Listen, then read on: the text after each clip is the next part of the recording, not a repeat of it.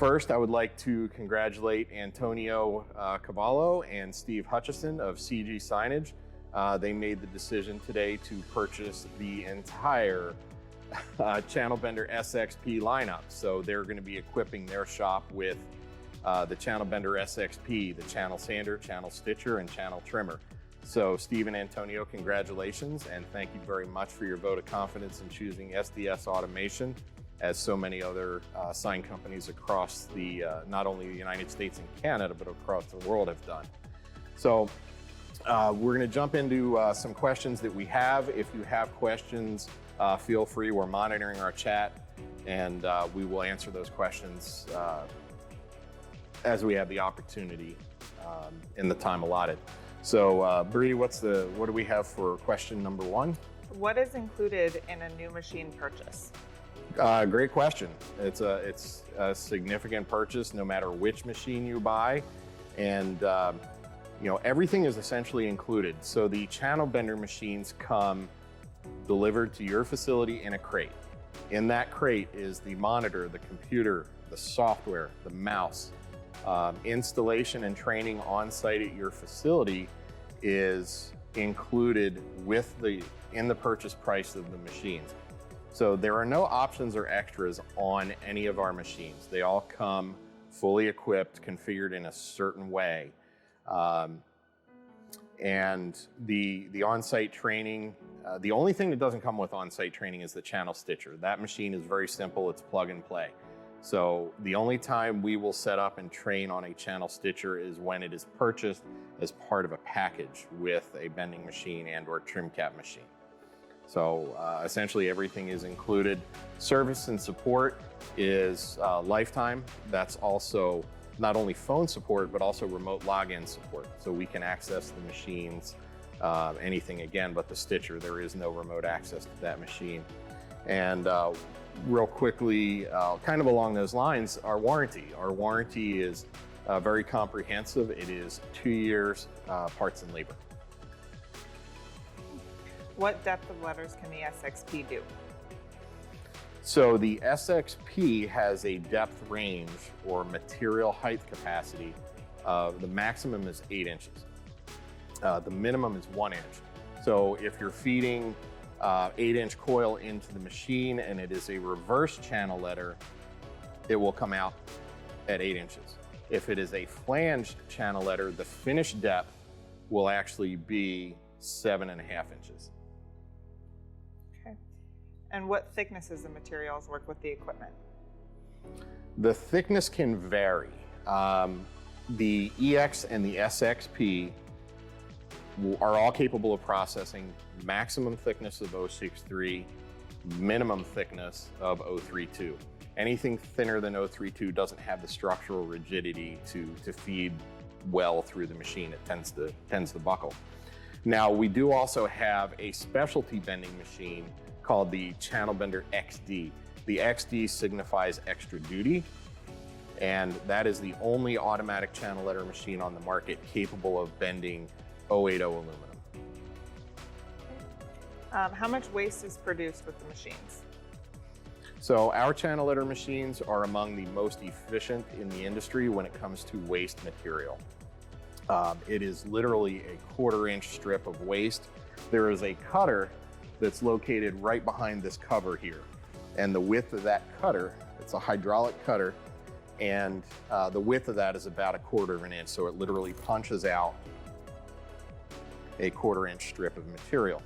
Now, some of our competitors' machines will waste, depending on the age, will waste anywhere from 6 up to even 10 or 12 inches of material per letter segment. And when I say letter segment, for example, a letter, capital letter P or a capital letter B. Capital letter P has 2 segments, outside and inside. Letter B has 3. So if you're wasting 10 inches of material per letter segment, a letter B will waste 30 inches of aluminum versus 3 punches like this, 3/4 of an inch. So that's a great question, and this has a substantial impact on bottom line, especially for companies that are doing large volumes of channel letters. How long does it take to run a letter? That's a great question, and that's a tricky question.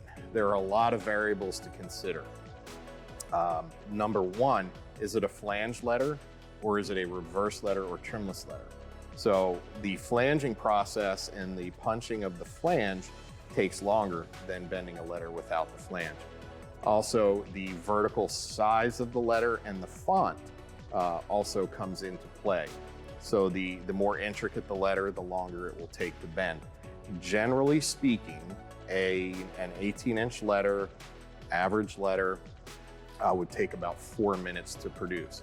Now, comparing that to bending by hand, to hand bend a letter equivalent to that would take about 35 to even 45 minutes. Okay. How does a customer get tech support? So tech support is something we take very seriously.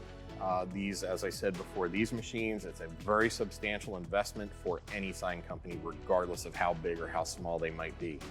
And if that machine goes down, the operator just has questions, our customers always want to know that we're available. So tech support can be achieved. You can contact us by phone. Typically, our technicians will even provide their own, their company's cell phone numbers so our customers can reach them directly. Tech support requests can be submitted online through our website. So there are three, by phone through the office, by phone directly with the technician, or through our website, and of course via email. Great. How often do you need to calibrate the machines, and how long does the calibration take? The calibration, once a machine is calibrated, assuming there are no variables that come into play, for example, changing manufacturers. One manufacturer's coil may be a little bit different than another, and those things can affect how precisely the machine will bend the material. So a full calibration will take a trained technician or operator about 30 minutes. Now, again, once that calibration is done, it is saved into the computer, and that data can be accessed through a drop-down menu. It's the material selection. So when the operator goes to run the machine, the first thing he or she has to do is tell the machine, okay, for this job, we're going to be running 3.5-inch 063. Now, because our software is so adaptable on the fly, there are also some workarounds. Maybe there's a one-off job or a one-off material that a customer wants to do, and we can actually dial up and down our bending percentages. So if there is a full calibration that already exists on the machine for 3.5-inch 063, and a job comes in for 5-inch 063, that 5-inch will bend a little bit differently than 3.5-inch. So rather than do a full 30-minute calibration, the operator can simply dial the bending percentages up or down to get everything close enough to where it can produce, the machine can produce very accurate results. What kind of maintenance do the machines require?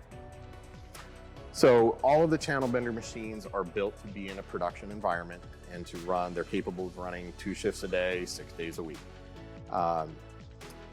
Some of the routine maintenance, all the hydraulic cutters just need a little bit of lubrication. We have a specialized aluminum cutting fluid called AlumaCut. So a couple drops of that. We want to make sure that any chips from the notching unit, there's a scrap chute, but not always 100% of the chips don't always hit it. They may bounce off the side, things like that. So the maintenance is very simple. Anybody can do it. And we do have a preventative maintenance guide that we provide to our customers when they purchase a machine. What are the power requirements for the machines? So all of our machines, except for the channel stitcher, operate on 220 volt, 15 amp single phase electric. The channel stitcher is plug and play. That's 120 volt, and that is 15 amps as well. Okay. And how do you prepare the files for the equipment? So one of the benefits of our machine and our software is the file that the operator will open up in the program. It's the same file that the CNC machine used to cut the back of the letter for a facelit letter, or the face of the letter on a halo-lit letter. So it's the same DXF format file that the CNC will use to cut those parts. We open it up in our software, and based on the material selection, our software will assign the appropriate offset, and the machine is ready to go. It's simply a matter of setting the tool path and the seam, the breakpoint. And we just had a question come in. Does the machine work with stainless or just aluminum? Any of our machines are capable of bending stainless. However, a customer that is investing in an expensive material like that, they're going to want a very high-end letter. So my recommendation would be for bending stainless that you look at the Channel Bender SX or SXP. That broaching unit, which cuts a shallow relief cut, excuse me 1 second here, at the corners